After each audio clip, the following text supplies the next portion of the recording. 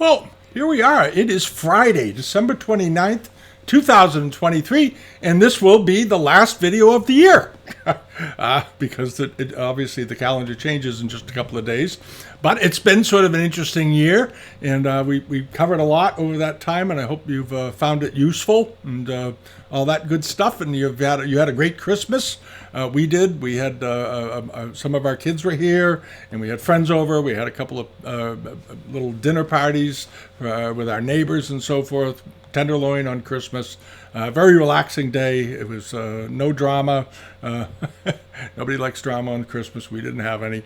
And that's it. All right, now on to what's going on.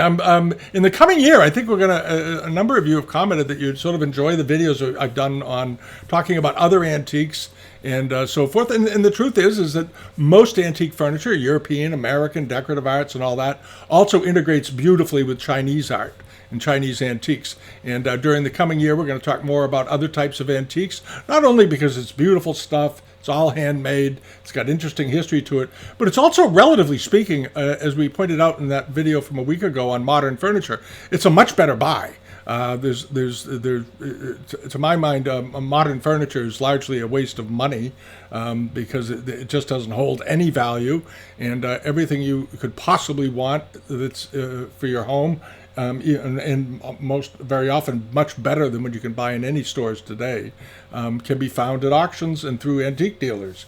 Antique dealers is sort of a broad term anyway, because it includes now mid-century modern and all kinds of other great stuff, and it's a much broader market than it used to be. So I think that's kind of great.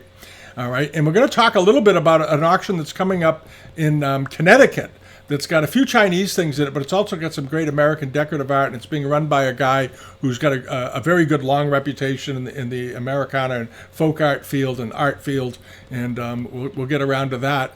And the other thing I wanted to mention was that this week we added to the Patreon page this video, and it's pinned to the top, and it's accessible to anybody because a couple of people said, well, how do I access this on the Patreon page and access that, because we've added a lot of stuff. As many of you that know that are paid subscribers, we're posting 2 or 3 things up there each week, auction catalogs, books and things. Even this week we even published a financial report about the health of the art market that was published by UBS that a lot of you will find interesting. It's a very in-depth analysis of what's going on in the art market in general, which is also an indicator, of course, for what's happening in the Chinese art market, because much of what's happening in the art world is happening in China. So it's a very interesting look. But in here, it goes through, on this video here, it goes into some detail explaining all the stuff that's on the Patreon pages, and its links over to the global member pages, which is fully linked, and how to access them. A couple of people seemed unclear on that, so I hope that straightens that out for everybody. And thank you to those of you that have subscribed or have joined the global member pages, of course, because it's how we fund the websites. So that's very good. Now, on to some things that are coming up. There's not a lot going on right now in the major auction houses. They're all sort of on hiatus. There's a sale coming up. One of the things I came across, the Ian and Carolina Irving collection. It's happening on January 30th, and they have a few pieces of Chinese art, and these are some of the pieces, and I just want to sort of run through them quickly. One of them is this cafe ground tankard from the Kangxi period. It's rather unusual, with silver mounts, Dutch or Flemish mounts. They're not sure. They couldn't really read the stamps on them. But this is sort of an unusual example, a rare bird, as they say, because it's a tankard that has its original lid, and it's all held together with silver, and it's in cafe au lait with wutsai decoration. And it's estimated at 5,000 to 10,000. I think 10,000 is a bit of a reach for it, but I don't think 5,000 is unreasonable at all. And then they have a transitional period, 17th century ewer with silver mounts, again, for the Flemish and Dutch market. Again, a nice example, reasonably estimated 6,000 to 8,000. They usually sell for more than that, so I think this offers an opportunity to somebody, and it's got some a beautiful silver on it. So it was very nicely done. Probably shortly after it was brought over, they would put silver mounts on them. And this is very nice. And of course, later it became very popular, and they began putting bronze mounts on everything, and gilt bronze and gold and everything else. But it's part of that tradition. So maybe check that out at Sotheby's. And then in the Americana sale that's coming up, American Furniture and Decorative Art, we mentioned a couple weeks ago the Christie's sale that had some Chinese export stuff in it. And this sale has some too, not as much as the Christie's sale. This only has a handful, but some interesting lots. One of them is this very unusual square form silver tea urn or tea dispenser. Very unusual. It's about 14 inches tall. It's very big for one of these, and it's signed by a silversmith that's not listed anywhere that I could find. Chung Yuan. Don't know who he is. We tried to look him up. So he's a fairly obscure silversmith, but boy, was he good. And estimated at $7,000 to $10,000, circa 1900. Nice looking piece of silver. And then there was this. Now there's two of these porcelains, two porcelains, Kangxi porcelains in this sale with the same armorial crest on it. This one. And the estimates are fairly strong on this lot for one very important reason.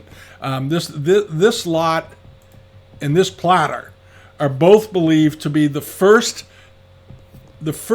made-to-order armorial set for the English market that was ever done during the Kangxi period, around 1705, and it has the arms of Talbot on it. This platter is 20 inches long, in beautiful condition. This is a more regular size, a more regularly shaped plate, but it's also 20 inches. This is not a dinner plate. This is a 20-inch platter. Very, very unusual, but 20 inches in diameter. It's a big piece of porcelain, estimated at $7,000 to $10,000, and it was acquired by Phillips. In Edinburgh. It was bought at Phillips in Edinburgh. It has no previous owner, but the other platter had belonged to Rafi Motoheda, who was Mrs. Motoheda, as you know, started the Motoheda Porcelain Company, where they made spectacularly high-end copies of Chinese rare pieces of Chinese export, because she was a major collector of Chinese export porcelain. And when she died, they auctioned her collection off. But this had at one point been in her collection, and it also is estimated at $7,000 to $10,000. But when you consider it's the very first armorial set that was ever ordered by England in China, with a crest on it, and pretty early on, 1705. That makes it a very interesting thing, and it's sort of an artifact of the period. So if you're interested in pieces with a great history, this platter in particular, well, they both are excellent. I think the octagonal platter is also very good looking. The last time it sold was at, it sold at Sotheby's in 1988, and it was bought by the Chinese Porcelain Company, and then it was sold to Charles Perry in Atlanta. All right, and that's the story of that. All right, now this thing. This is also in the Sotheby's sale. This is a Hong bowl, and as many of you know, the Hong bowls are among the rarest and most expensive of all the Chinese export bowls.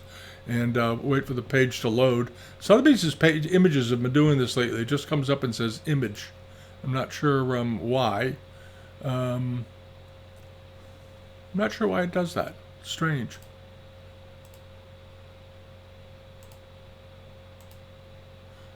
There it is. We'll blow that one up. There we go. I don't know why. There's something going on with their images. I hope they fix it. It's a really finely painted bowl. It's about 14 inches in diameter. It's got this very nice very punctuating, I would call it, lime green inner rim and so forth. It's very nicely done. What I wish they had shown an interior shot of the bowl, because these are usually quite attractive looking, but they didn't bother, and you can't get the pictures to load. I hope they fix this. This is a real problem with these bowls. This is a very nice bowl. And it should do very well. It's estimated at $60,000 to $80,000. Now, that said, I think as nice as this bowl is, I'm just going to inject a little personal note here. The Christie's Americana sale has an equestrian scene bowl that I think is even more rare, more interesting, and it's estimated at $15,000 to $20,000 or something. And to my mind, that's a better bowl. But these Hong bowls have a huge following. Everybody seems to want one who collects China trade or has some very nice English or American furniture. They all want to have a Hong bowl. And here's your chance. One hasn't turned up in a while, so we'll see how it does. All right, and then on to this page here. This is coming up at Doyle's. I'm going to throw this in. They've got a sort of a short notice sale coming up. It's home decor and some other stuff. It's on January 10th. It's this very nice couple of figural groups. And when I first saw these, the pictures threw me off a little because they were so white looking. So they almost looked like they were modern.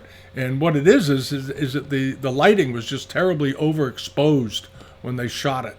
And wait for this thing to load. I don't know what's going on with loading images today. There we go.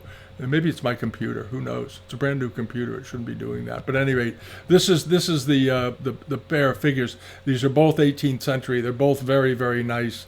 And they're estimated at I think 7,000 or 8,000. Hold on a second. Wait for the page to come back. There we go. Estimated at $1,000 to $1,500 only for the lot. I think that's a real bargain if they sell for anywhere close to that. That's something that caught my eye. Thought the estimate was very low. Get a condition report and check it, but just in case. But that could be a real good buy. And then over to this. This is the sale I was talking about, the one in Connecticut. And this is an interesting auction. It's being run by Fred Gempetro, who's a longtime dealer. He's been down there. He's been in the business since the 70s. He had a big reputation for a long time. He dealt in a lot of American folk art and that sort of thing, and he was very active in that scene. And then he moved into modern impressionist art, modern folk, all kinds of modern stuff, and then still with his hand sort of in the end of the business, dealing in antiques. And he has a good reputation, so people bring him good things to sell. And this is a nice looking collection with some good pieces in it. One of the pieces, for example, is this really nice Edward Moran painting. He died around 1905. Very, very famous artist, marine artist. Beautiful stuff that he did. And this is just one of them. But it's a particularly nice marinescape. I caught my eye. I thought, boy, that's a good painting. And it's sitting in about a $3,000 or $4,000 frame, but beautifully done. And it's that kind of thing. All right, estimated at $10,000 to $15,000. And then you have this, a very, very handsome French Empire with gilt bronze mounts on it, columns. And it's the kind of thing, a Chinese vase would look great on top of this, or a beautiful punch bowl, that equestrian bowl, or the Hong bowl, or something like that. This is not a terribly big piece of furniture. And it's very modestly estimated. It's estimated at $800 to $1,200. It'll probably sell in that range, maybe for a little bit more in the back. But back in the 1990s, a piece of furniture like this would sell for between $4,000 and $6,000. The prices have softened up a lot for these very high-end, very fine quality bits of French furniture. And then over to this, there's a very fine 1830s drop leaf table, beautifully done. They did these in America and in England. This one is American, circa 1830, beautiful quality. There you go. Estimated at $150 to $250. It looks like it's in great shape. Nice looking breakfast table. And then this is a Laverne Chan table. And the Chan tables were these chinoiserie sort of tables that were done in the 1950s and 60s by two guys. Their last name was Laverne. I think it was a father and son team. And they were very popular with the sort of the art moderne market. And they did these fascinating copper and pewter overlaid tables and then decorated them with scenes of chinoiserie. And I think that if you have Chinese things and you want a really great table, this is one of them. They bring a lot of money. I'm going to warn you. These are highly collectible. This one's estimated at $8,000 to $12,000, and a number of them have turned up at auctions in the last couple of years. Christie's has had them. They bring $10,000. In this particular pattern with these round tables, these Chan tables, they produce quite a few of them, so they turn up fairly often. But they are highly collectible, and it measures about 4 feet in width on the top. It's a good sized table, and It's the kind of thing that if you like modern furniture, it's a pretty great piece of furniture. Then you have this, a very attractive Chippendale chest on chest. We're going to get to the Chinese things in a minute, but I just want to sort of wet your whistle on this. This is a beautiful Chippendale chest on chest. It's English, made around 1780, and what's very unusual about it is its width. It's unusually narrow. In the antique market, generally speaking, case furniture like this, once they go under 40 inches in diameter, they become they fall a bit into the rare category because most chests are bigger than 40 inches. This one is 34 inches wide, so it's very narrow and the kind of thing that would fit beautifully because a lot of people live in smaller places these days. These are the kinds of pieces of furniture that people might want. Because it doesn't take up a lot of space, but it can hold a lot. It's very good looking. All these antique cases, every time I see them, I look at them and say it hasn't been oiled in a very, very long time. It needs a little surface tension, but the brasses would polish up beautifully, and it would be quite a handsome piece of furniture. And the estimate is just $800 to $1,200. So how can you lose on that? And then over to this, again, similar sort of thing. This is a early 18th century French bureau, two-drawer chest with burl veneers over it, very nicely done. $250 to $300 or $500. It'll probably sell for about that. It needs oil. It needs a little TLC, and it would be a spectacularly attractive piece of furniture. And again, all bench made, of course, and nicely done. And then moving along over to here, we have some of the Asian stuff. Now this is kind of funny. They listed these as vases for some reason. These are obviously not. They're cups. But this is a very nice pair of 18th to early 19th century Arita cups from Japan. They're very, very attractive. They have a beautiful surface on them, and I think that if you're a Japanese Arita collector, you might really like these. Wait for the page to load. Here we go. If it'll load. Isn't this frustrating? It's annoying. There we go.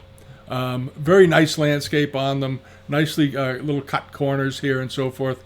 And they're very reasonable estimates. There's nothing really to fret about too much with these. I think they're estimated, what were they estimated at $100 or something? Very reasonable. Estimated at $100 to $200. Very attractive. And then there's this Kangxi period ginger jar, a nice one, well-known pattern. Looks absolutely authentic to me. I like the precious objects. It's a style and type of ginger jar that they produce quite a few of. They were very, very popular in the West. There was a rather famous one that J.P. Morgan or somebody bought with this cracked ice pattern back around 1920. Paid a fortune for it, as I recall. He paid more than they've ever brought, as a matter of fact. I think he paid $20,000 for one back then. But anyway, this is a nice one. The colors are good. I like the variations in the underglaze blue. The foot rim, very, very nicely trimmed and so forth. $400 to $800 estimate. I think it'll go over that. It's 8.5 inches tall. Has a nice lid. I expect it'll bring probably $1,000 to $1,500. But nice looking piece of porcelain. And then over here to this, they have a very nice Chinese summer robe. This is a gauze robe. It's not silk, it's on cotton, so it'd be a lighter robe, not quite as warm, so forth. But nicely done, late Qing dynasty. It looks to be in good condition all the way around. It's got these nice hoof cuffs on the ends and so forth. And the groundwork all looks good on it. There you go. Nice looking piece of silk, late Qing, and estimated at $2,000 to $4,000. It's got one bid. I think it'll probably get to $2,000 to $4,000, at least two anyway. But perfectly good robe. The only thing I noticed was he called it a Chinese dragon kimono. And kimonos are exclusively used, of course, for Japanese things. So I think they're just, as far as these descriptions go, give them a little grace on it because they probably don't. I don't think they do a lot with Asian things. So they're going to use some confusing nomenclature here and there. All right, and then over to this. This is a sale that's coming up at Oak Ridge. They've got a couple of nice pieces of jadeite in here, late Qing to Republic period. You've got this, a Guanyin figure holding a vase standing next to a bird of paradise. Very attractively done piece of jadeite, nicely carved. good quality all the way around, rather simple in design, measures about 5 inches tall. Good looking jade, estimated at $1,200 to $1,800. I think that estimate's about right. And then you have another piece of jade. Here you go, of a bird, similar vintage. This one though is a little bit more elaborate, and is estimated because the color is stronger. It's got a brighter green in it, and a bit more complicated of a carving. Nice detail though, beautifully done. Estimated at $3,500 to $5,000 with a starting price of $1,800. I think the estimate is a little strong on this. I think the starting price is in range, but I don't know. I don't know if this is worth $5,000. Maybe $3,500 to $4,000. But we'll see. We'll see. You never know. The jade market's pretty wacky, so you never know. And then there's this very nice jade plaque. This is a good one. It's reticulated, beautifully carved piece of mutton fat jade with a Shao character, and then pairings of bats for good luck, and these beautiful flowers and so forth. It's very nicely cut, beautifully finished. They're dating it to being 18th century. It looks like it probably is 18th century. They're saying maybe earlier. I don't know. I don't think it's probably earlier, based on the way the bats are done. But it's good looking. And the estimate is reasonable, $2,000 to $3,000 with a $1,000 opening bid. I think that's sort of nice. How big is this thing? 3 inches in diameter, 3.5 inches in diameter. So it's good size. All right, and then over here to this. This is the other stuff that's at Eddie's auctions. He's got a bunch of Korean bowls down in New York. And this is a rather nice looking Goryeo period celadon bowl. If you wanted to own a nice piece of Korean celadon, this is a good looking bowl.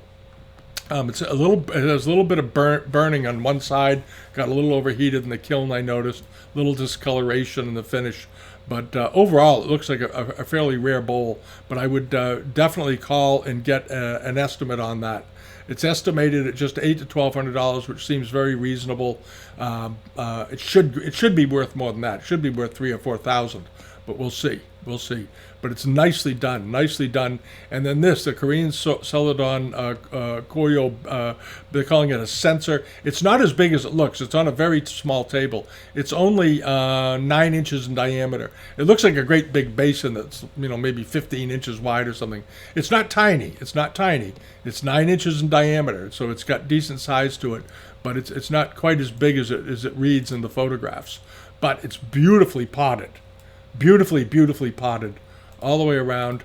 There it is next to the stand. There's the bottom of it, and so you can see where it's got some slight changes in color due to the when it was fired in the kiln. The stand is 20th century. Nobody cares about the stand. But if you like Korean ceramics, you want to look into that. The estimate is $1,600 to $1,800. Seems reasonable. It could bring more. And it's certainly worth the $800 opening bid. Calling it a beggar's bowl. And then there's also an inlaid celadon bowl, same collection, same auction. Again, it's got some yellowing on one side from burning in the kiln, but a beautiful example with nice inlay. There's the bowl here. It's estimated at $600 to $900, 7 inches in diameter. There's no particular provenance with any of these things, but the first bowl with the leaf decoration I thought was particularly nice. Really did. I liked that a lot. I thought that was a great piece. And then there's this. This sold last week. A number of you had emailed me about it through the identification assistant thing, asking about this vase because it was so big. It was over 2 feet tall. It was 66 centimeters tall, which is around 26 inches in height. It was a beautiful piece of Kangxi blue and white, though. Absolutely great. A picture of the bottom of it. And it was only estimated at $200 to $300. Everything in the sale was estimated at $200 to $300. It was sort of their default estimate on everything, and this one was estimated at just $200 to $300. Obviously, it was going to do better than that. We had thought that it would bring $12,000 to $15,000 and or more, and it brought more. It brought $19,000, which is a strong price, and it's even stronger when you throw in the buyer's premium, which adds another couple of thousand onto it. So it ended up being around $22,000 to $23,000 with the 22% buyer's premium that's tacked onto it. So there you go. But nice piece of ceramic art. And then they had this very unusual, very large pair rose medallion vases. These were 92 centimeters tall, so 38 inches in height. Very, very big, and it's a pair, and evidently they were in fairly good shape. They were estimated at just $200 to $300, and they ended up selling for $12,000. Again, that's really just the auctioneer saying, there's no reserve on this stuff. We're selling it no matter what. Houston Auction Galleries down in Texas had this, and they had a number of decent things. They get things down there. They don't always too accurate on estimates, though, obviously, but that's okay. Now, a couple of things that are coming up. This is the Austrian Rug Company, Austrian Auction Company, rather. They're on Live Auctioneers. These are all on the global pages and on the Patreon pages linked into it. Is a rug auction that's coming up, rugs and textiles, and they have this very attractive Ningxia rug. I thought this was just pretty, beautifully done, very crisply drawn. They're dating it to the late Qing dynasty. Beautiful blue. The light blue on this just struck me as being absolutely beautiful, and I love how they edged it with a slightly lighter blue around here. Very delicate, this is a really sophisticated little rug. And then these beautiful corner spandrels in yellow and pink to set off against the blue. I thought this was such a successful combination of colors. And it was a good sized little rug too. It's 5 by 6 feet. So it's bigger than it looks. It looks like a throne cushion. It's actually a small carpet. It's 4'11" by 5'9", so it's basically 4 by 6. Think of it that way. It's estimated at $600 to $800. It's already got a bid on it. I expect it to bring $1,500 or so, but it's an awfully pretty rug. If you're looking for a great Chinese rug, this is pretty good. And then over here, they've also got a Pao Tao rug, these pictorial rugs. This is a nice one with a man on a bridge. Now, it's interesting. The man on the bridge looks like he's European. And it may have just been the weaver doing something funny. I don't know. But he looks like a European gentleman crossing a bridge. Doesn't look very Chinese to me. But this is a very interesting mountain scene with the way they formed the mountains coming over the sides and so forth. And then all the little buildings and houses along it with this nice bridge and willow trees and things like that. And I like Putao rugs. I've always had my kids had Putao rugs in their bedrooms with horses on them and flowers and things like that when they were kids. And one of them, he's hung on to it. He actually took it with him when he moved. And I said, take it with you. It's your rug. This is a nice one. It's estimated at 400 to 600 pounds, or 400 to 600 euros. It measures about 4 by 2 feet. These are very nice, though. They're wonderful decorations, and you can hang them because they're like little paintings. They're awfully cute. And then over to this, the same auction has this really nice Central Asian Karadashli main carpet. They're tied to the Yomut tribe in Central Asia.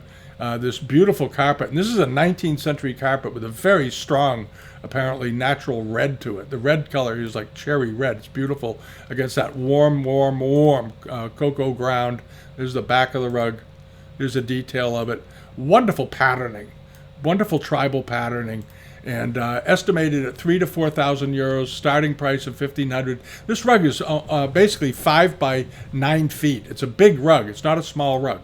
But if you have a room for it and you want something really great, this is a nice carpet. It's a beautiful carpet. We're going to show you a few carpets here that I think are pretty great.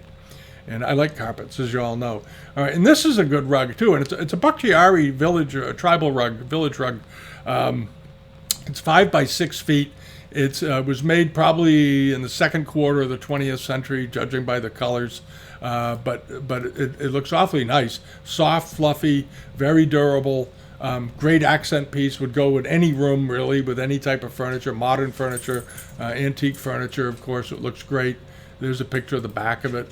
And it's estimated just $400 to $600 for that. And you can, if you go to a rug shop and you see this kind of Bakhtiari in New York or any city where they have a rug shop, a rug like this is going to be about $2,500. So it's a great way to buy rugs. 400 to 600. Expect it to maybe bring 800 or 900, possibly. But even at that price, it's a bargain.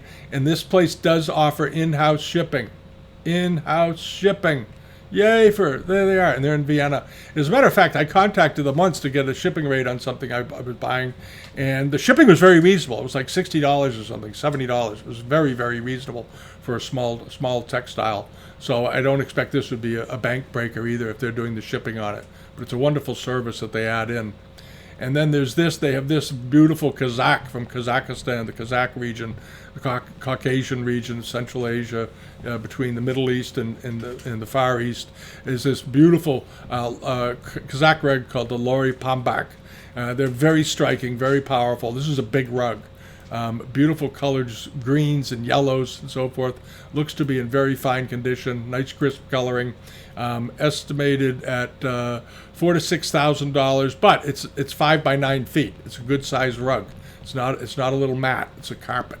All right, but very, very attractive. And then is this the Serape? I hope it is. Antique. Come on, load up. This was my favorite rug of the week, and now it's not going to load for me. There we go. This is at a different auction.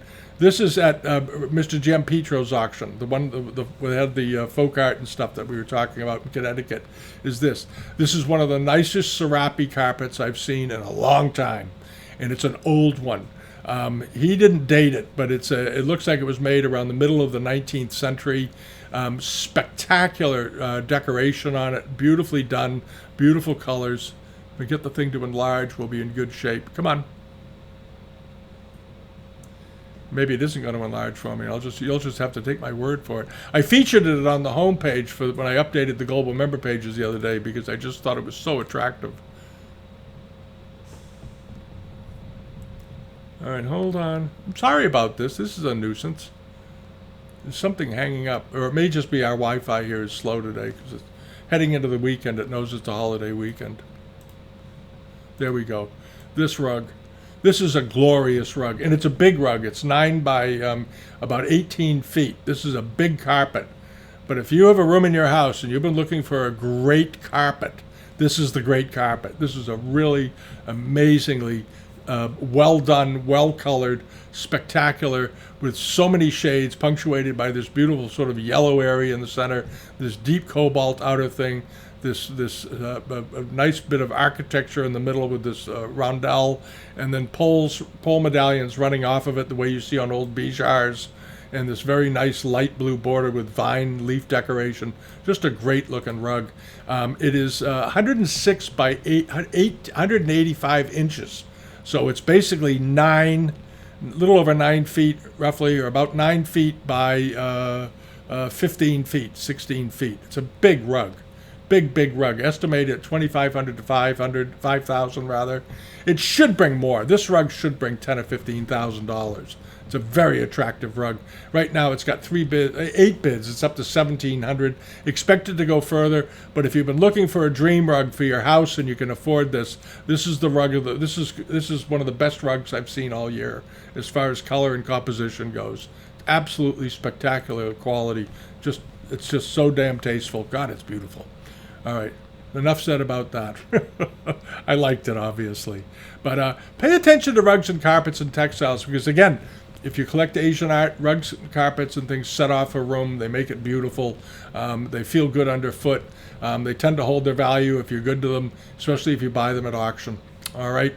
Now, over here to what's been happening over on eBay. Not a lot of results this week. As you know, the eBay auction pages only had a handful. This was about it.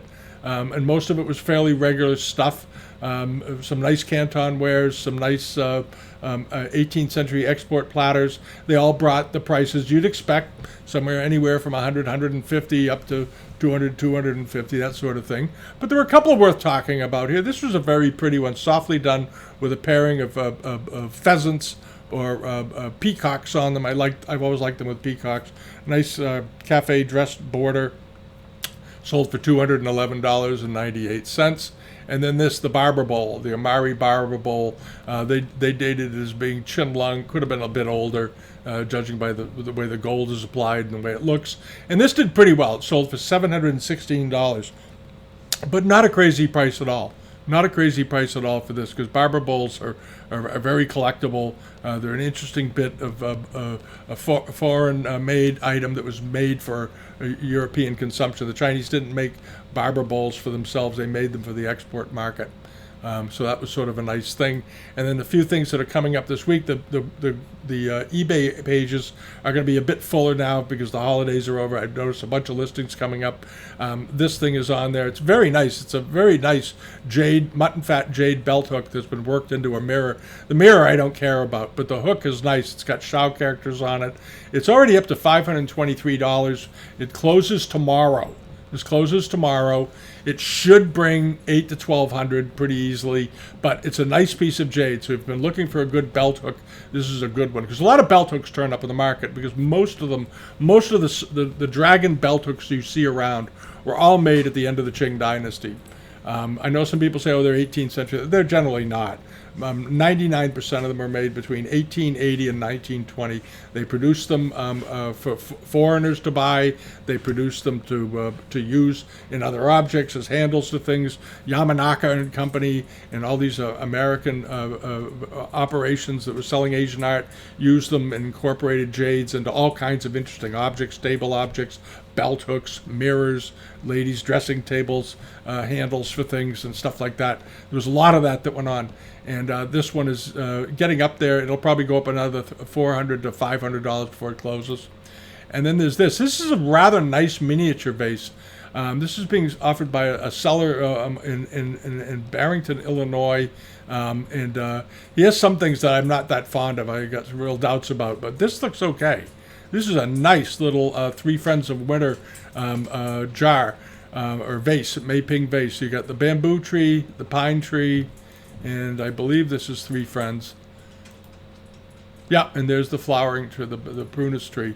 Nice little Three Friends of Winter pattern. Nice small jar, small vase. It's only a few inches tall. How tall was this thing? What was it? 4 inches in height. It's up to just $17. Closes in a few days. It should bring more than that. It should bring $300 to $400.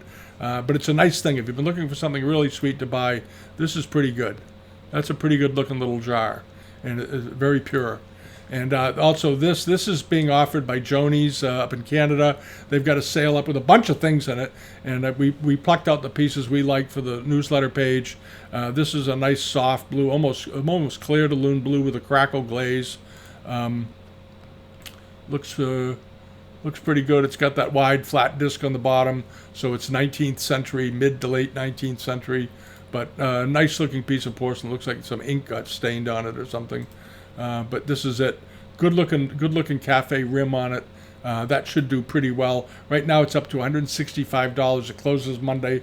It'll probably get to $600 to $800, I suspect. But it's a good looking little table object. And it's about 5 inches in diameter, as I recall. And then they've got this rather large Kangxi period vase. It's very intensely decorated, though. The cobalt on this is extremely strong, which is going to drive the price on this, I think, fairly heavily. It is. I'm going to double check the height on this before I. So it's 17 inches. Okay, that's what it is. Okay, I thought it was over 15. It's 17 inches in height. But the depth of the cobalt decoration on this is really striking. The strength of the cobalt absolutely took me for a bit of a surprise. It's up to $7,100 already, and I expect it'll get up to $15,000 to $20,000 by the time it's done. It looks like it's in very good condition overall. I don't see any damage to it, but the quality of decoration looks excellent on it. And then this is also in Joni's. This is a very, very nice early 18th century Arita blue and white dish of a fisherman seated in a landscape scene. It's about a 12-inch plate. I think it's 12 inches. 11 and a half or 12 inches? I'm not sure. Hold on. Double check that. 12 and 5/8. Okay, it's over 12 inches, so it's technically a charger. There's the bottom of it. Classic 18th century back. Couple of spur marks on there, of course. But this is a really nice piece of Arita ware. If you're an Arita buyer, you want to go after this. You really want to go after this. This is a nice example. And it's up to $115. Ends on Wednesday. Expect it to get up to $600 to $800 if you're serious about buying it. But if you like early Arita, it's an excellent example. Really excellent. And then now for the last thing, there's other things on there. There's a bunch of things from Joni's. There's some other stuff from Europe on there that we found over on the global page, on the newsletter page. There's also this stipple ground or chicken skin ground on white, 18th century famille rose Mandarin figured garniture vase. This would have been part of a bigger set. It's about a foot tall. It looks to be in quite good condition all the way around. I don't see anything wrong with it. You see the white enamel. It's white enamel on a white glazed body with this chicken skin or stippling surface and so forth. But overall, it looks like a good vase, doesn't it? I think it does. There you go. All right, and this is only up to $4. So I don't know why.